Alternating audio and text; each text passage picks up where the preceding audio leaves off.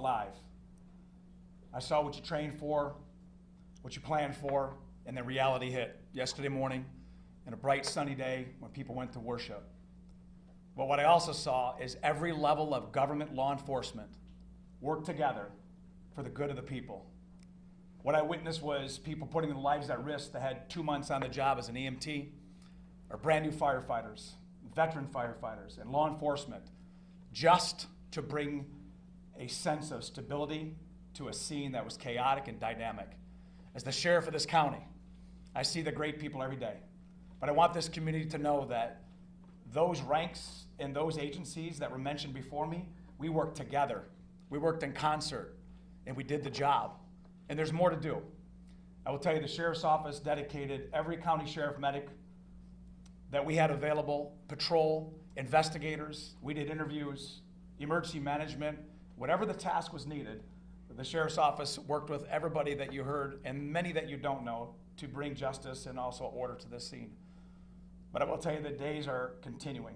We have 31 marked cars on as we speak, making sure schools that are in session, in churches that are planning Bible studies, regardless of faith-based, that they will be protected. Anybody who calls in, we will be there like other law enforcement to settle the community and bring a sense of calmness to people. There is an uncertainty, but law enforcement, especially this sheriff's office, will bring that to you. I will tell you that there are noble heroes who do not wear a uniform that went to that church yesterday. You're going to hear their stories as we lay out this case with law enforcement, but I will tell you this, those heroes from that church did their job. And it was led because of a police department. So law enforcement from this township is led by a chief who demonstrated leadership right out of the gate. And my honor is to announce him as the final speaker, Chief Rennie of Grand Blanc Township. Thank you, Sheriff. Evil. This was an evil act of violence. That's exactly what this was. And this is not Grand Blanc. This does not define Grand Blanc and who we are.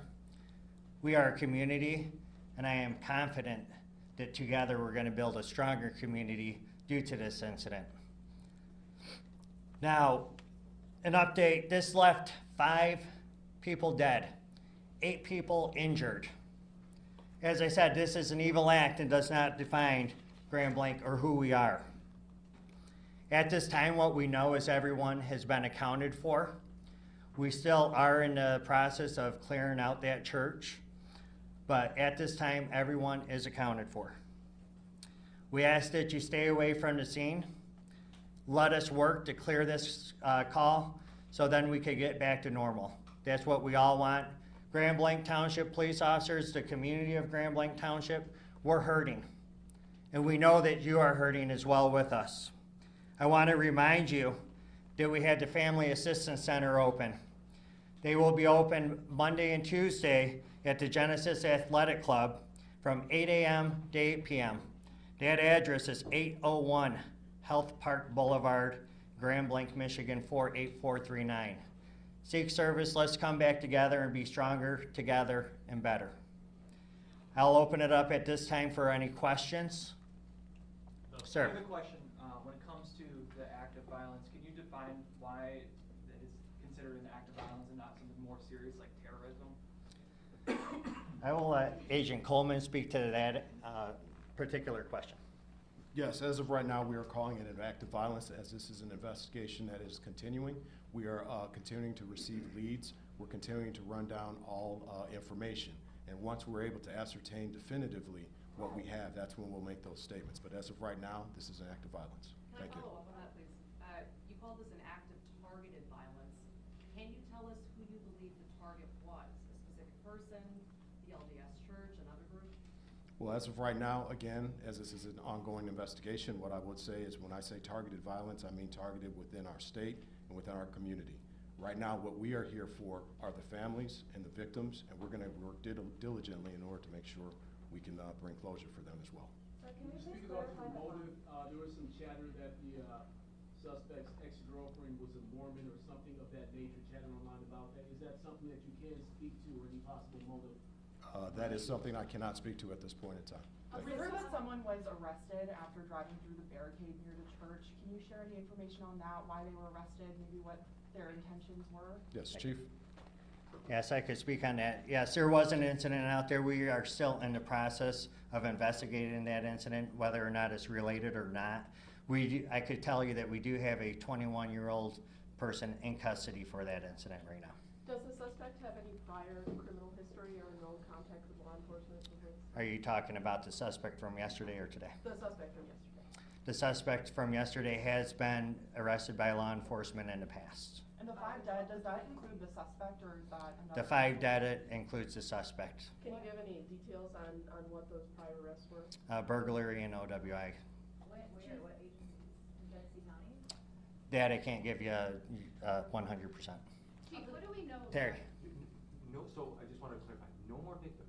You searched the church and We have not completed search in the church, but as we know, everyone has been accounted for.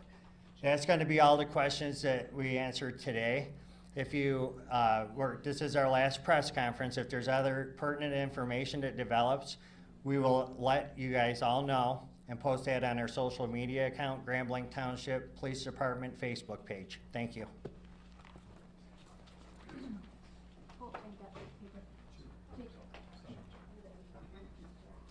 Sorry. I'd just like to note that Dr. Michael Danek, the Medical Chief of Staff from Henry Ford Genesis, will be available for questions after this news conference. He's here on the side of the room. Does anybody need any spelling of names? No? Would it be possible to just bring him up right now? Sure, we're good, yep. Can we also confirm right now, are there 8 injured still at the time? So it's 5 dead, including the shooter, 8 injured? Correct, thank you. Hi, everybody. I'm Lauren Zakalik. I'm the PR director at Henry Ford Health. I'm going to introduce now Dr. Michael Danek, normal spelling for Michael, D-A-N-I-C. He is our medical chief of staff at Henry Ford Genesis Hospital. He's going to make some opening remarks, talk about what happened yesterday.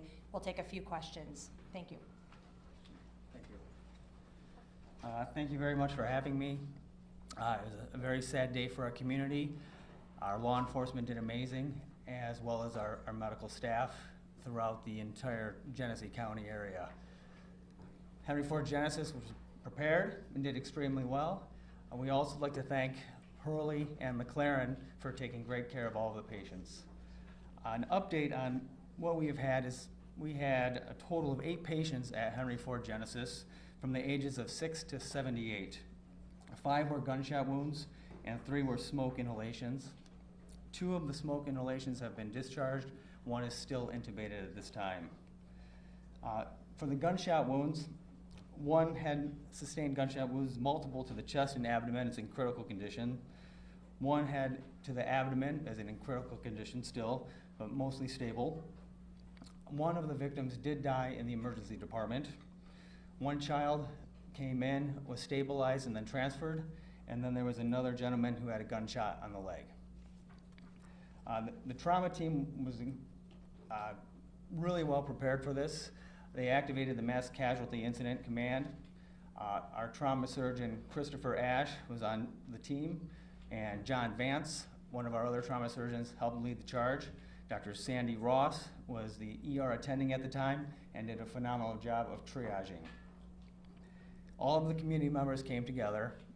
We hate having to prepare for these kind of events, but we are prepared, as well as the other hospitals in our community. We're very grateful to be helping to serve this community and will continue to do for years to come.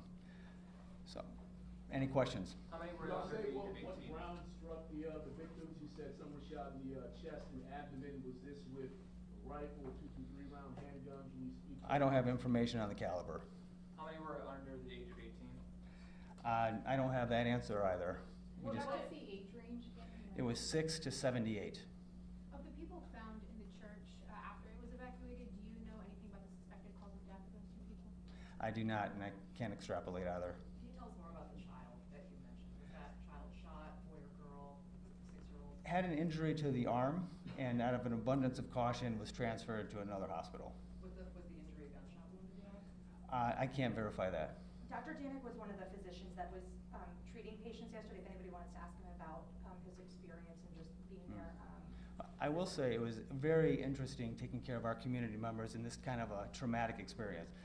We had a number of our residents who were members of the church and were on site. Not only were they victims, they were also first responders. And having your friends and family come in injured and taking care of them is a really incredible experience. They were heroes. Those on the scene were absolute heroes, going in and out of the fire to drag people out, helping each other take care of the victims on the scene. And the community really came together. We'll take As two a more local- as a questions. local station, I wanted to ask, you know, have you ever seen anything even like to this extent in our community, and what was that like for you to respond to? Never in our community. A lot of us who have trained in the trauma settings have dealt with gunshot wounds, so everyone who's on the staff there has dealt with these types of injuries in the past. It's just strange when it's your community hospital. Doctor, Last question. I understand there were some nurses that were on strike, and wanted to help, but then were turned away. Are you able to talk a little bit about that? Yeah, we're very happy that the instinct was to help. And we have a great loving community and the instinct was there, but I cannot comment on the work stoppage. All right, thank you. Sorry, doctor, just quickly, when you said residents, you meant residents of the community, right? Resident physicians, those Resident in physicians. training. Okay, thank you. Thank you. All right, thank you.